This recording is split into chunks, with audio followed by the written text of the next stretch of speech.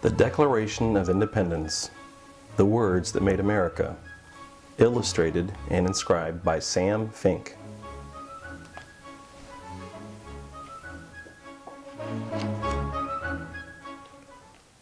Foreword.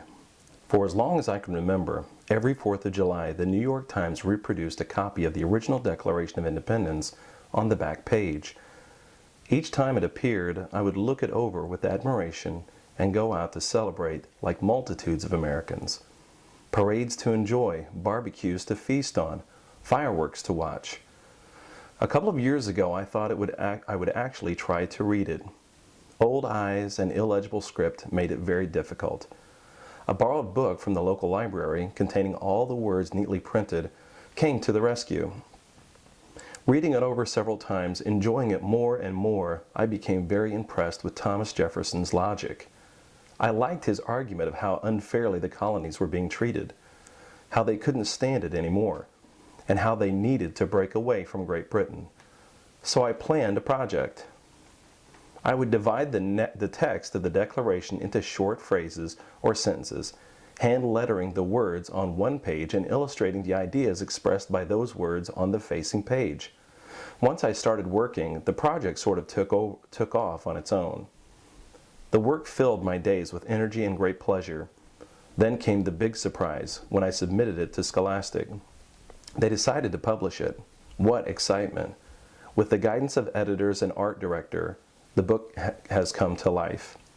The words that made America can now be shared with people of all ages, and they can help us understand what the Founding Fathers created for all of us who have followed. Freedom. Oh, sweet freedom. Sam Fink, Great Neck, New York.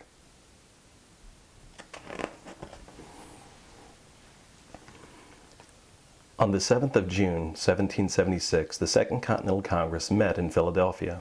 Richard Henry Lee of Virginia proposed a resolution to declare the 13 colonies free and independent of Britain. On the 11th of June, a committee of 5 was appointed to write a declaration. Thomas Jefferson, John Adams, Ben Franklin, Roger Sherman, and Roger Livingston. This was the committee. What follows is what they wrote. The glorious Declaration of Independence, unanimously proclaimed on the 4th of July, 1776.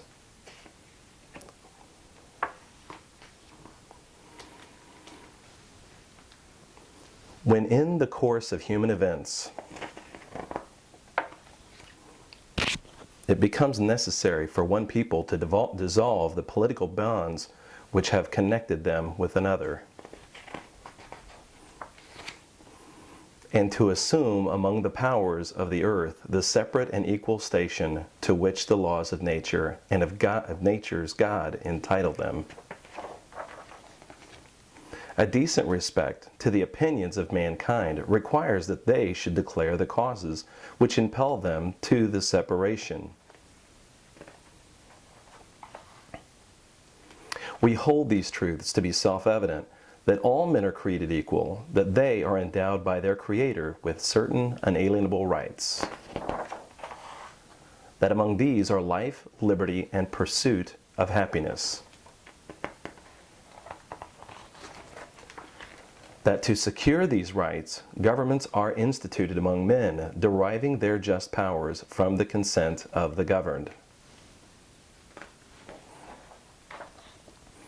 That whenever any form of government becomes destructive of these ends, it is the right of the people to alter or abolish it.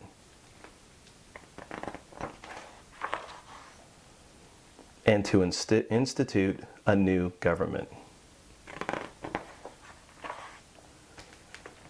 laying its foundation on such principles and organizing its powers in such form as to them shall seem most likely to affect their safety and happiness.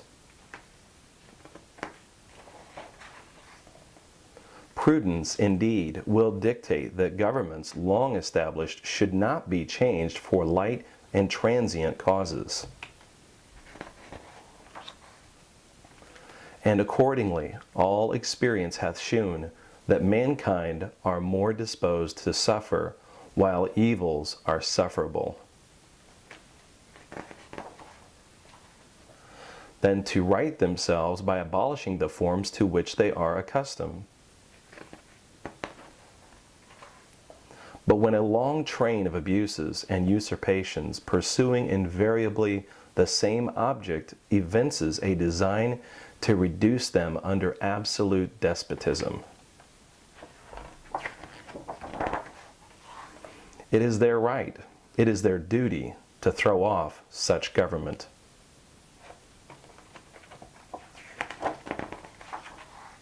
And to provide new guards for their future security.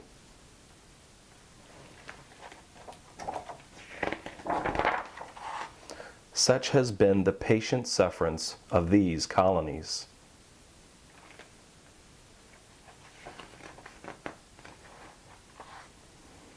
And such is now the necessity when constrains them to alter their former systems of government.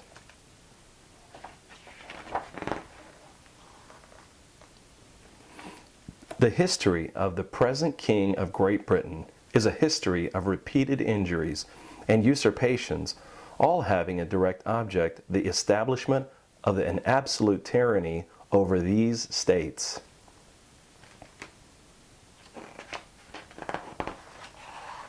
To prove this, let facts be submitted to a candid world.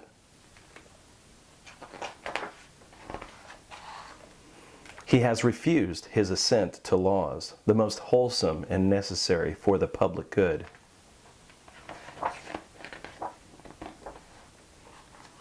He has forbidden his governors to pass laws of immediate and pressing importance.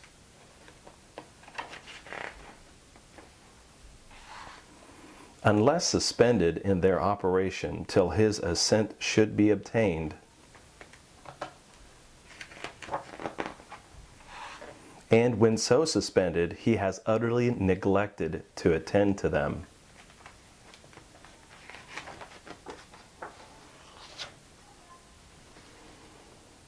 He has refused to pass other laws for the accommodation of large districts of people.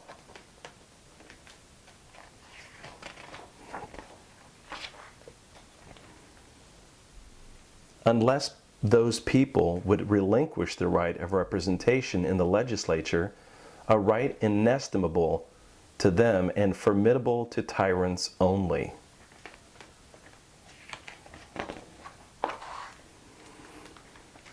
He has called together bodies at places unusual, uncomfortable, and distant from the depository of their public records,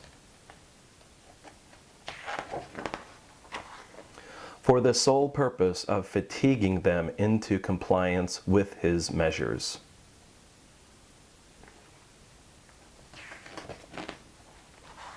He has dissolved representative houses repeatedly for opposing with manly firmness his invasions on the rights of the people.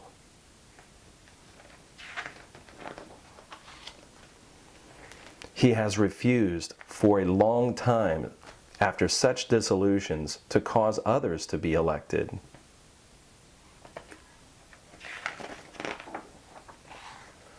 Whereby the legislative powers, incapable of annihilation, have returned to the people at large for their exercise.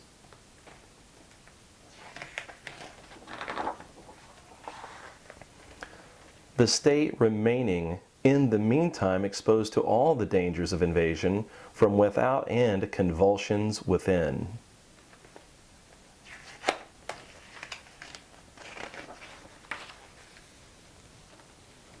He has endeavored to present the population of these states for that purpose, obstructing the laws for naturalization of foreigners, refusing to pass others to encourage their migrations hither, and raising the conditions of new appropriations of land.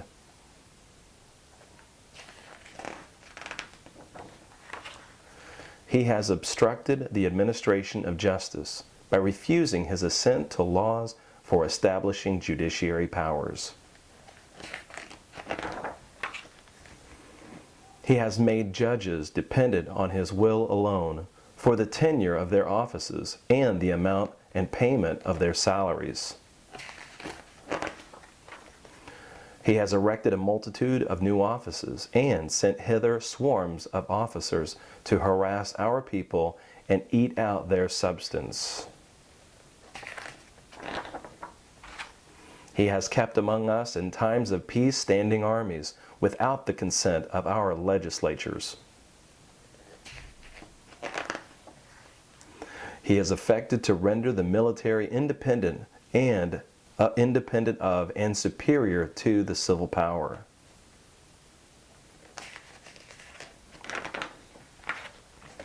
He has combined with others to subject us to a jurisdiction foreign to our Constitution and unacknowledged by our laws, giving his assent to their acts of pretended legislation. For quartering large bodies of armed troops among us, for protecting them by a mock trial from punishment for any murders which they should commit on the inhabitants of these states.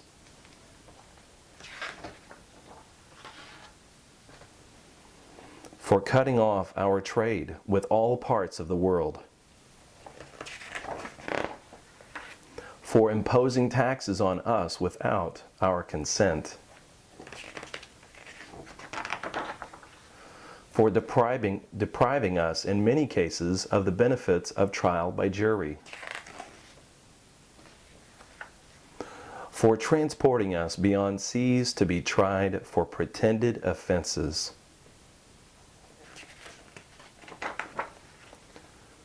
For abolishing the free system of English laws in a neighboring province, establishing therein an arbitrary government, and enlarging its boundaries so as to render it at once an example and fit instrument for introducing the same absolute rule into these colonies. For taking away our charters, abolishing our most valuable laws, and altering fundamentally the forms of our governments.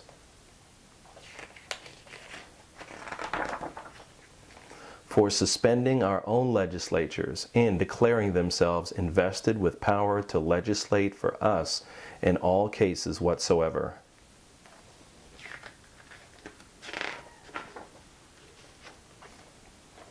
He has abdicated government here by declaring us out of his protection and waging war against us.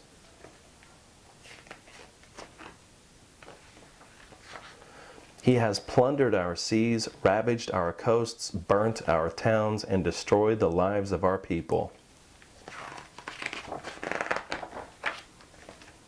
He is at this time transporting large armies of foreign mercenaries to complete the works of death, desolation, and tyranny, already begun with circumstances of cruelty and perfidy scarcely paralleled in the most barbarous ages, and totally unworthy the head of a civilized nation.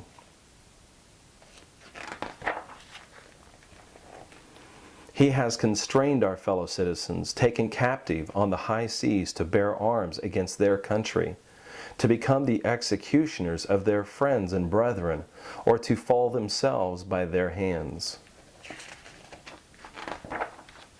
He has excited domestic insurrections among us, and has endeavored to bring on the inhabitants of our frontiers, the merciless Indian savages, whose known rule of warfare is an undistinguished destruction of all ages, sexes, and conditions.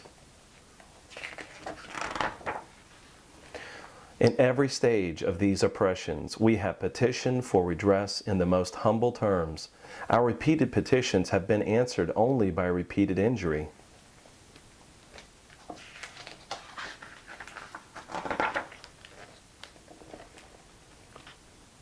A prince whose character is thus marked by every act which may define a tyrant is unfit to be the ruler of a free people.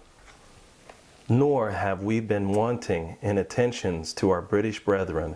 We have warned them from time to time of attempts by their legislature to extend unwanted, unwarrantable jurisdictions over us.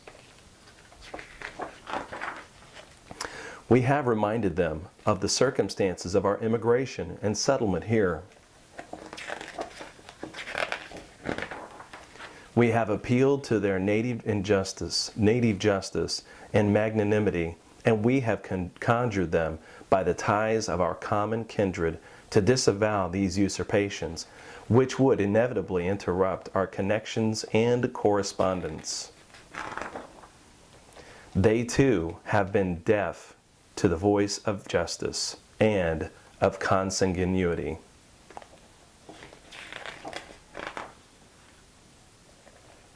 We must, therefore, acquiesce in the necessity which denounces our separation, and hold them as we hold the rest of mankind, enemies in war, in peace, friends.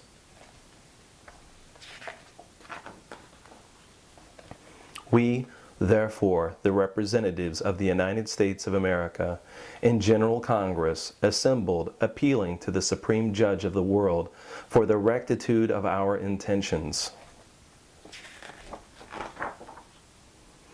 do in the name and by authority of the good people of these colonies solemnly publish and declare that these united colonies are and of right ought to be free and independent states, that they are absolved from all allegiance to the British Crown,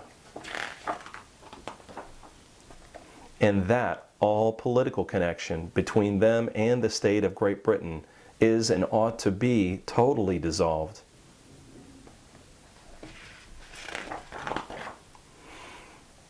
And that, as free and independent states, they have full power to levy war, conclude peace, contract alliances, establish commerce, and to do all other acts and things which independent states may of right do. And for the support of this declaration, with a firm reliance on the protection of divine providence, we mutually pledge to each other our lives, our fortunes, and our sacred honor.